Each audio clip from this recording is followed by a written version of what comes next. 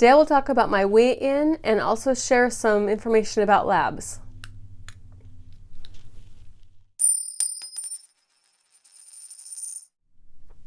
Hi, my name is Tina, and I had traditional duodenal switch surgery on June 9th of 2020. I'll share my stats first. Every Wednesday I share the whole weight loss stuff, so here we go. My highest weight ever, which was, I think the last time I was at my top weight was probably about a year before my surgery, or maybe less than that. My weight has fluctuated. I'm 52 years old, and my weight has fluctuated so much since I was a teenager. So I feel like I'm a little bit crooked. Sorry about that. Anyway, so my highest weight ever is 340 pounds. The day I met my doctor, Dr. Srikanth in Federal Way, Washington, my weight that day was 282 pounds. The day that I went in for my surgery was June 9th of 2020, and that day I weighed 252 pounds, and my current weight is holding strong at 190 pounds. And so my total weight loss since my surgery date is 62 pounds. My total weight since the first time I met Dr. Srikanth is 92 pounds, and my total weight from my highest weight ever is 150 pounds, which is still just boggles my mind. Anyway, it's the exact same as last week, but there it is. Today I wanted to talk a little bit about, so I had my most recent labs done with Dr. Srikanth, and a little bit about that. So when we have duodenal switch surgery, our body malabsorbs a lot. And so for example, it malabsorbs 80% of all the fat that we intake. We malabsorb, I believe it's 50 to 60% of all the protein that we intake, and just it kind of goes on and on from there. So we don't malabsorb a lot of carbs though. So that's the problem with eating a lot of carbs after this surgery, because it's just like you didn't even have surgery if that's what you're focusing on. So at least while I'm in my trying to lose weight phase, which I'm assuming is going to be, it's probably going to take me until, I don't know, a year and a half out maybe, until I get to my goal weight. And then I'll try to get skin surgery and we'll kind of go from there. But anyway, until we get to the place where we're, comfortable and where we want to be, we kind of really need to avoid a lot of carbs. But anyway, I digress. I wanted to talk about my lab. So last month I had my 9-month post-op labs run. So when you have this surgery, like the first time I met Dr. Srikanth, I told him that he told me about, I have other videos about the first time I met him, but the labs start immediately. Like the next time I did anything after I committed to this surgery or said that I was wanted to do the surgery, the labs started. And I didn't really know anything about labs at that point. I was just, in my mind, I was just like, he wants to make sure that I'm really healthy and ready for the surgery, which is the truth. But I didn't understand, or I didn't really grasp the full concept of it, and how exactly what they're looking at, and what what could happen if you don't make sure that your labs are okay. So since the way I found out about this stuff is from Facebook groups that I belong to, and there's one lady that I follow on, I'm sorry, I'm looking for something. Okay, there's a lady that I follow on one of the groups. Actually, I think she's on a few great groups, but her name is Cindy, and she's been, she's had her surgery a really long time ago. I'm not really sure exactly how much. I don't know her personally. I just know that she's been really helpful to me. And she provided this spreadsheet. I asked her to email it to me, and she just sent it to me in my email. And it has all of the labs.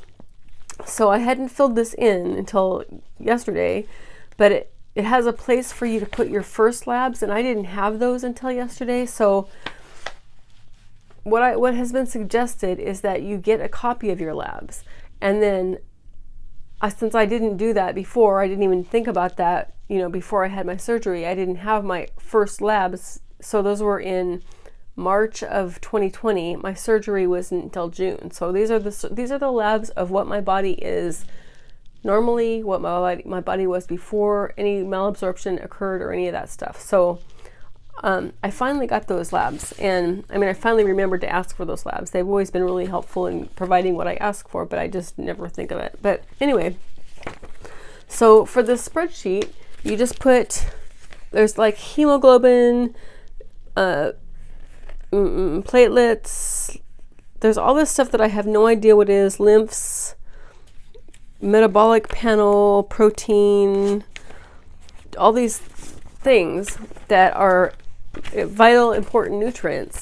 And then on the side, this side, it says the same ones, and it kind of has the targets, so that it'll have like, I'll use protein since that's what everybody knows. Protein, the target for proteins is 7.0, and I knew that. 7 is the number that you want to have minimum when you get your labs back for protein. My initial labs, before I had any malabsorption, was 6.8. So I already started under that. Now I'm a vegetarian, or was very, very vegetarian at that point.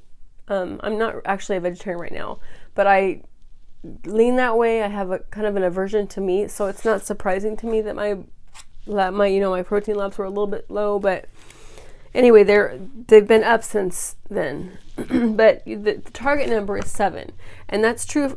So that's the case for all of these nutrients. So all of these, there's like 3 pages of this. Well, 2.5. There's all these things that we need to keep track of that in our bodies, and then over here it has the targets. So it has the target of what these numbers should be. So I didn't make this. This is something that Cindy made, and so I honestly, you can do this on your own. All you have to do is just get your labs and then write down every single one, and then it'll have a reference interval. I think that's the target. So you can do this on your own. You can make your own spreadsheet. But I just think it's really important. So what is really cool, what the whole idea behind this is you get your initial labs in there, and then you get your first one after surgery, and then so I've had 1, 2, 3, 4. I've had 4 now. So I can see if there's any trends. So if I have something that's trending in the wrong direction, like for example, and this isn't the case, but what if my calcium? So what if my calcium was 9.4, then it was 9.8, and then these are the most recent ones. Calcium was 9.6. So my calcium is good. Calcium is really, really important to me because I'm 52 years old, and I already am at risk for having, dental problems because of my age, and I don't want to be low on calcium. Excuse me, I don't want to be low on anything. But anyway, so that's just kind of the idea. That's what I do. That's how I'm managing this. My surgical team, Dr. Srikanth and Carly is the lady that I work with in that office, and they are really good at watching these things. And if they see something that's low, like for example, yesterday I'm very low in my vitamin D. So they immediately wrote me a different prescription. I need to get that filled, but I'm having some issues with that, but I will get it filled by Sunday at the latest. But they're very, very good at evaluating and keeping on top of these things. But I honestly, to me, I feel like I need to be in charge of it, and I feel like I need to be in charge of everything about my health.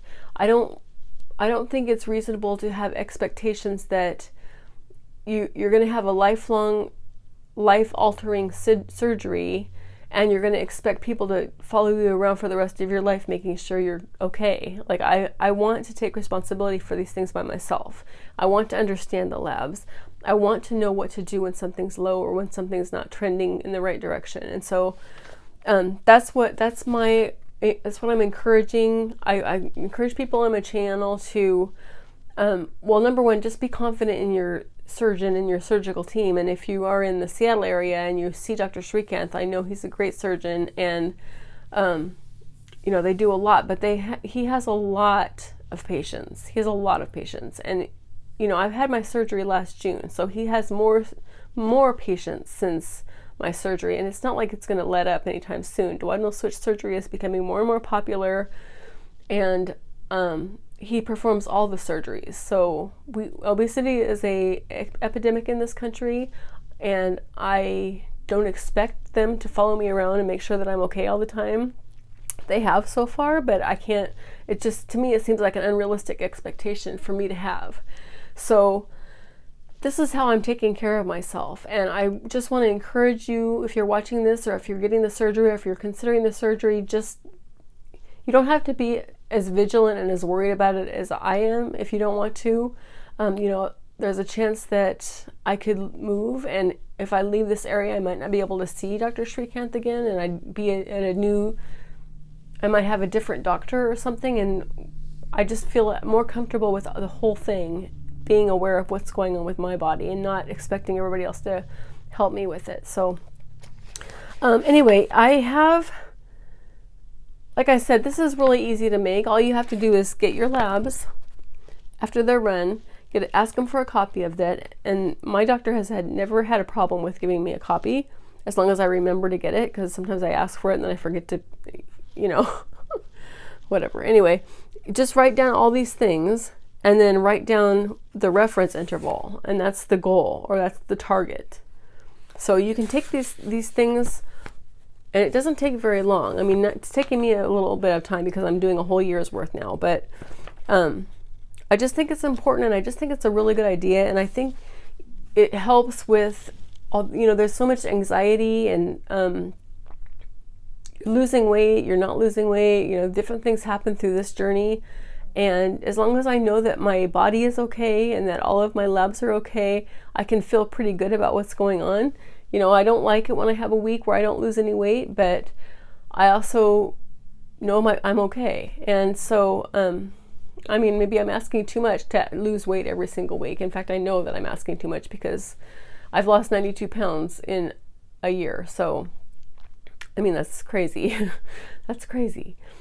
Anyway, excuse my rant. I just wanted to share that with you. I hope you're having a great day. I hope you enjoyed this video. I hope it was informative to you, and I hope you yeah, if you have any questions, please let me know. I'm happy to answer, happy to have a conversation about all this too.